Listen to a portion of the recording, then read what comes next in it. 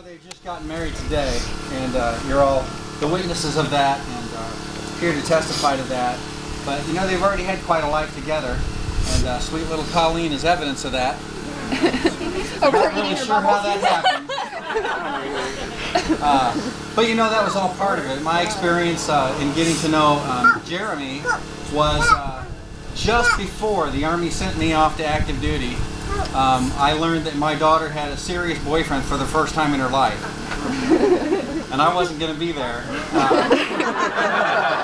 to make sure everything was okay. So, I was a little worried, but Anita was there. She played the strong role of parent. And she gave me encouraging words and assured me that everything that we would want in a young man for our daughter was being met in him. And that I just needed to relax and trust things to work out and trust Sarah's judgment, so I did. Shortly after I got home, I found out we were going to be grandparents.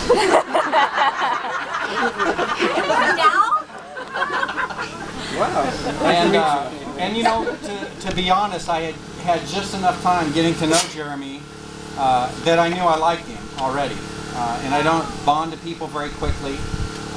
But I already knew that I liked him, and so I kind of was perceiving on his end as well as my end that this was a huge risk just in our relationship, which was going to be very important if there was going to be a relationship between them. And so, we played it that way. There were some real hard things to talk about, emotions to work through,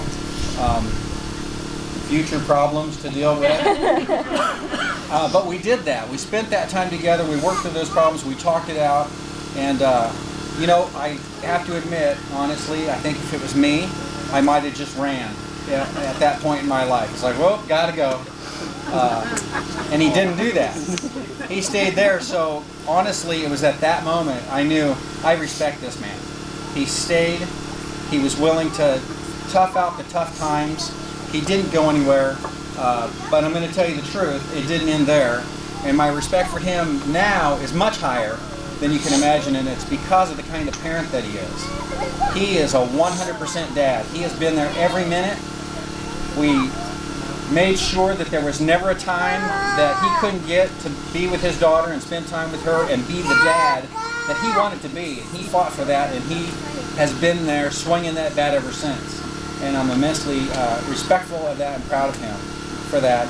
And I don't want to take any of that away from what Sarah has contributed as well, because she has been there with it. These two have really become great parents. They're raising a great little girl.